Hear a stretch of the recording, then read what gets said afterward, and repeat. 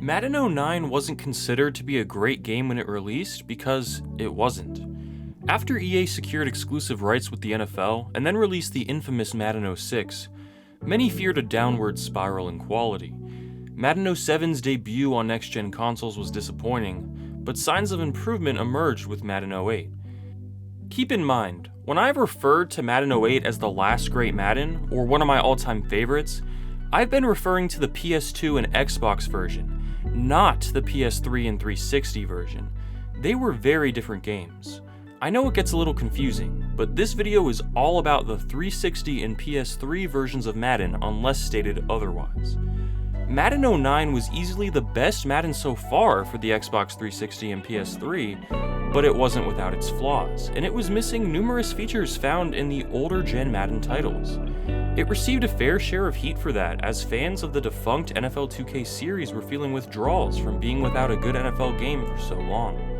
Fast forward to today, and Madden has been worse than ever for a long time. Looking back now, Madden 09 doesn't actually seem that bad. With nostalgia definitely helping, this game is still a lot of fun, and does a lot of things better than Madden 24. It even had a collector's edition that I will be going over in this video with some surprises.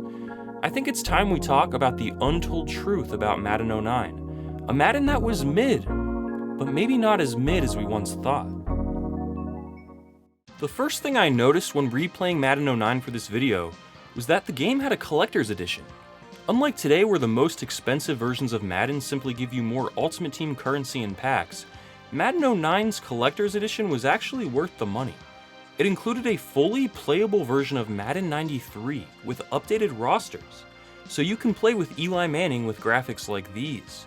Pretty sick and a fun addition that reminds me of when the NHL games featured NHL 94 within the game. The controls are mapped to a modern PS3 or Xbox 360 controller, and it's fun. But as you can tell from this footage, my Madden 93 skills are a little rusty. The collector's edition didn't stop there. Numerous OG NFL Films video clips were included, and because Brett Favre was featured on the cover of this game, most of them had to do with him. I can't show these for copyright reasons, but these 7 videos are awesome and definitely worth watching. I love when sports games actually care about the history of the league they represent, rather than just using the likeness of classic players to sell virtual card packs. But the most interesting addition to me was the Madden NFL concept art. I had never seen nor heard of this artwork before, and wow. It starts with some innocent renders of NFL stadiums, but then it gets kind of crazy. Look at this ice-themed field, or this elevated jungle stadium. I've always thought about how cool a fictional team in a fantasy stadium would look in a Madden game. Because it's a video game, anything is possible, and it really seems like the Madden 09 team had some unique ideas that just didn't make it to the final product. I'm glad to see that at least in 2008, EA still aimed to innovate rather than just coast by. I'd much rather get access to this art, a bunch of NFL Films content, and an updated port of Madden 93 than some Ultimate Team card packs. Do you guys agree? That was everything the collector's edition included, but Madden 09 in its base form also had some unique features and game modes. Fantasy football is one example. When clicking the About tab, you are greeted with the sentence, "Known for innovation in video games, EA Sports is now bringing innovation to fantasy football." Man, I wish you could still say EA was known for innovation today. This feature will no longer work in 2024, but you were able to import your actual fantasy football team into Madden and play with it, and also get live fantasy scoring updates while playing Madden. You could use Madden 09 as your fantasy draft tool for the whole league, hear EA Sports experts discuss the top players, and run your league through Madden 09. This really does sound innovative, and I wish I could see how that worked, because I missed out on this feature back in 08. To be fair, I was 9. When you first boot up Madden 09, you get a pop-up to take the Madden IQ test with the late great John Madden. This basically tests your gameplay ability to give you a custom difficulty setting that best fits you. And the more you play afterwards, the more your Madden IQ adjusts to give you dynamic difficulty. Of course, if you don't like that, you can just switch it to Pro or All Madden, etc. It was pretty innovative for 2008. The IQ test actually looks sick too visually, and I actually found it kind of challenging. It reminds me of Backbreaker, just going through waves of offense and defense. It's a pretty cool tutorial with some style. Some other cool features include the Hall of Fame, which shows every single real-life Hall of Fame player up to that point, and as you play through your franchise or superstar mode, your best players can enter the Hall of Fame as well. It's a much better version of Madden 24's legacy leaderboard. And because Madden 24 is just so slow to navigate around in, I have to mention just how quick and snappy Madden 09 is. I like clicking a button and getting an immediate response. I hate waiting, even if it's for 2 seconds. Responsiveness is an underrated part of video games, and it's something Madden 09 was pretty good in. The menu presentation of Madden 09 was really unique too. This game tried to take 2K5's crib and turn it into the menu backdrop, so as you play and accumulate awards and championships, your menu screen will fill up with hardware and rings, giving you a reason to keep playing. I like that a lot. See, we haven't even got into the gameplay or the main game modes yet. Madden 09, not considered a great game back then, looks quite deep compared to newer Maddens, doesn't it? Madden moments were in the game, and I miss them. Oh man, do I miss them. One of the most fun parts of these older Maddens is being able to replay historic moments. That's what I feel like sports video games were made for. Imagine recreating the David Tyree helmet catch and jumping right into that situation. Why this is no longer a thing, I have no idea. Notice all of the real NFL pictures and visuals throughout this game. I like that so much more than seeing some crude video game render of a guy standing there like in Madden 24.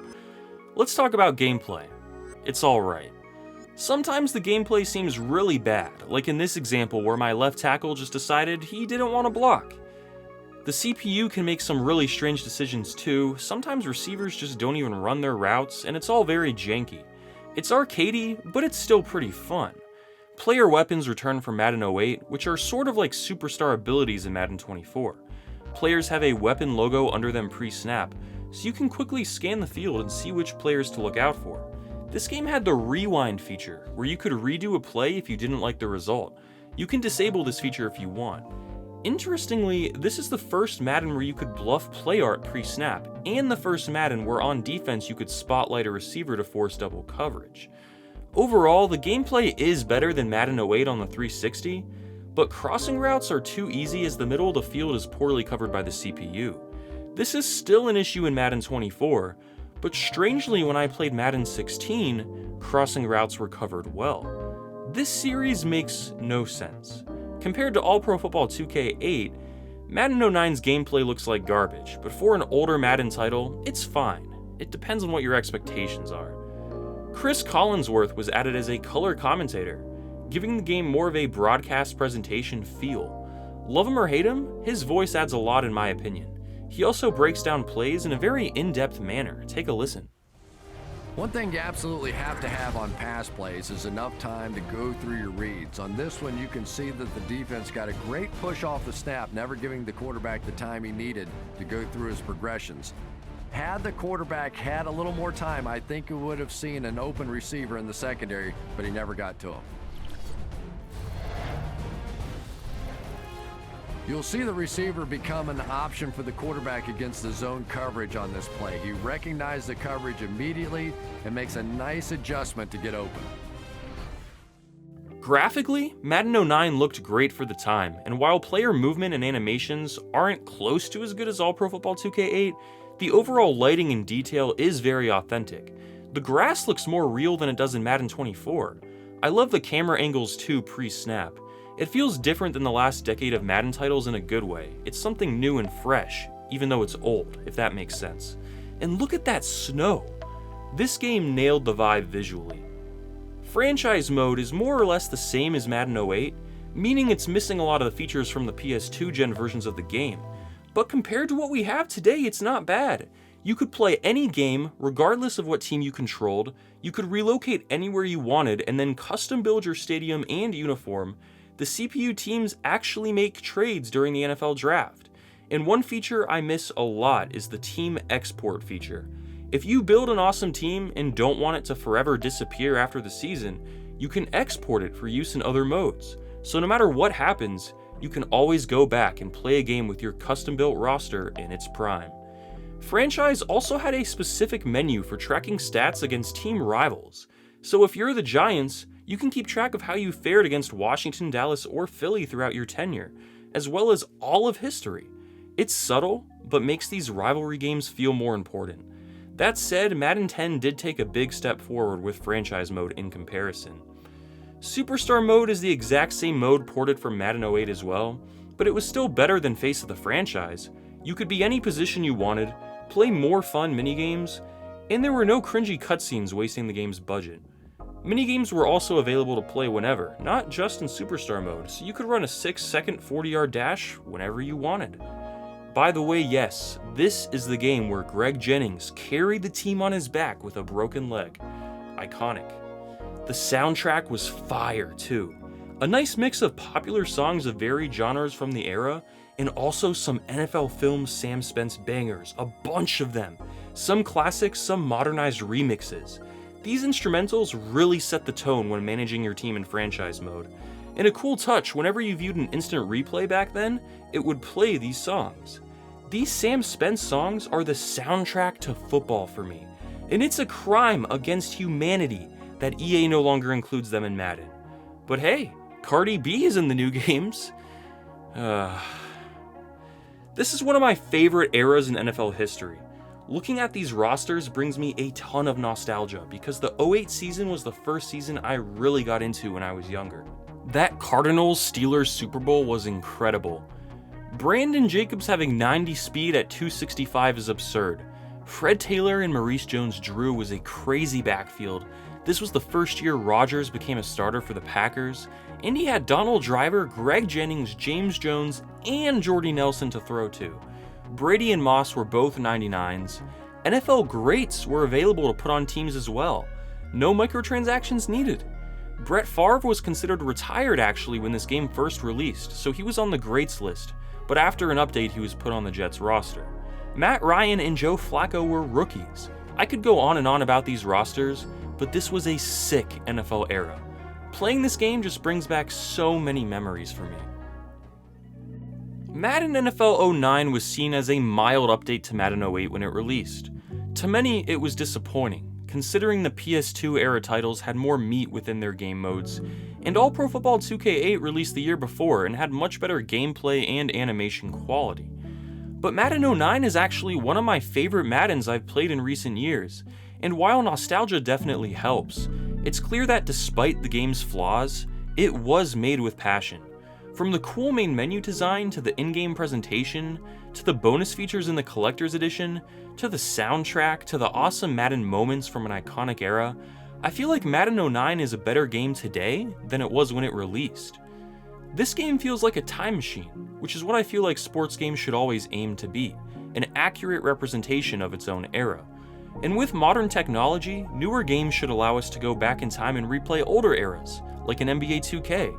But unfortunately, EA hasn't done anything like that, so playing older games like 09 is the next best thing. As mediocre as Madden 09 was received at launch, I sure wish Madden 24 was made with as much care and attention to detail. And the crazy part is, fans were saying that exact same thing back when comparing Madden 09 to the PS2 Maddens or even 2K Football. How far things have fallen. Regardless, if you love football and you want to experience the vibe of the NFL in 2008, look no further than Madden 09 for the Xbox 360 and PS3. It's not perfect, it's not even great, but it's probably better than you remember, and it might surprise you. Thanks for watching.